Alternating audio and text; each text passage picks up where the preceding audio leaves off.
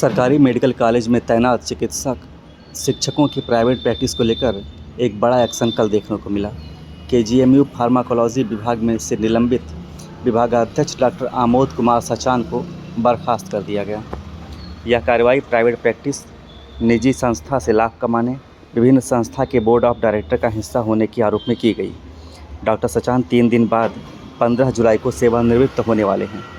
3 दिन पहले सेवा से बेदखल कर दिया गया। केजीएमयू की कार्यपरिषद की बैठक में संक्षिप्त चर्चा के बाद बर्खास्तगी की मोहर लगाई गई। डॉक्टर सचान केजीएमयू के पहले डॉक्टर हैं जिन्हें प्राइवेट प्रैक्टिस के आरोप में सेवा मुक्त किया गया है। इस मामले में 1.5 साल से जांच चल रही थी। कुलपति डॉक्टर सोनिया नित्यानंद की अध्यक्षता में हुई कार्य परिषद की बैठक में बर्खास्तगी पर मोहर लगी। बैठक में रजिस्ट्रार अर्चना गहरवार की जगह deputy registrar doctor Sandeep Bhattacharya की उपस्थिति रही।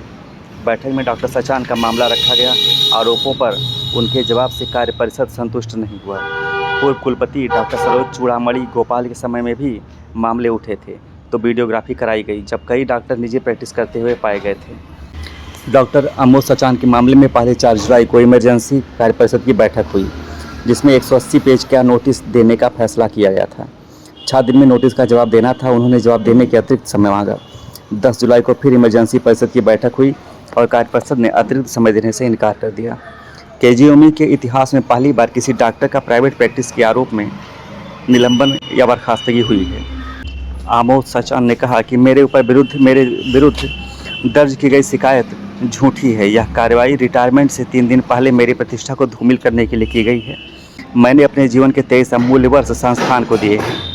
केजीएमयू के प्रवक्ता डॉक्टर के सिंह ने कहा कि डॉक्टर सचान को करीब 3 साल से प्राइवेट प्रैक्टिस समेत दूसरे मामले में जांच चल रही थी। कोर्ट का आदेश था। शनिवार को जांच रिपोर्ट के आधार पर डॉक्टर सचान को बर्खास्त कर दिया गया है। डॉक्टर सचान के ऊपर कई मामले चल रहे थे।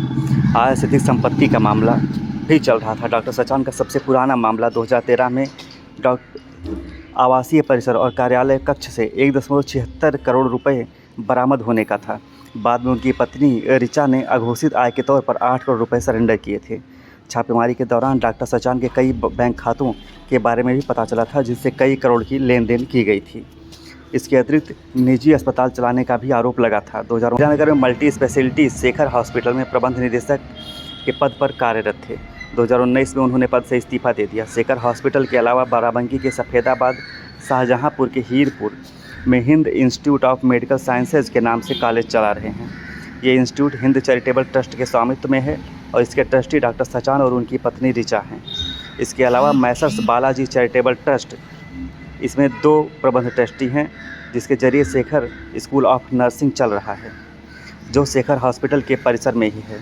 इसके अतिरिक्त डॉक्टर सचान की पत्नी ने उनके ऊपर नकली दवाओं के कारोबार का भी आरोप लगाया था। इसके अतिरिक्त एक रेजिडेंट डॉक्टर ने प्रोफेसर सचान के खिलाफ शिकायत की थी, जिसकी जांच डिसिप्लिनरी कमेटी ने की थी। पिछले साल ईडी की ओर से प्रोफेसर सचान को नोटिस जारी किया गया था। ईडी ने साक्ष्यों के साथ 5000 से ज़्यादा पन्नों की रिपोर्ट तैयार की।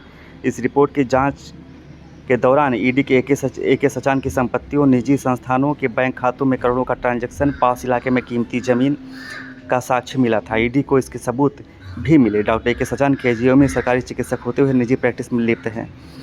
केजीएमयू अधिनियम 2002 का उल्लंघन था। ईडी की ओर से यह रिपोर्ट स्टेट विजिलेंस, स्वास्थ्य विभाग और केजीएमयू को भेजी गई थी, जिसके आधार पर कार्य परिषद ने बर्खास्त कर दिया।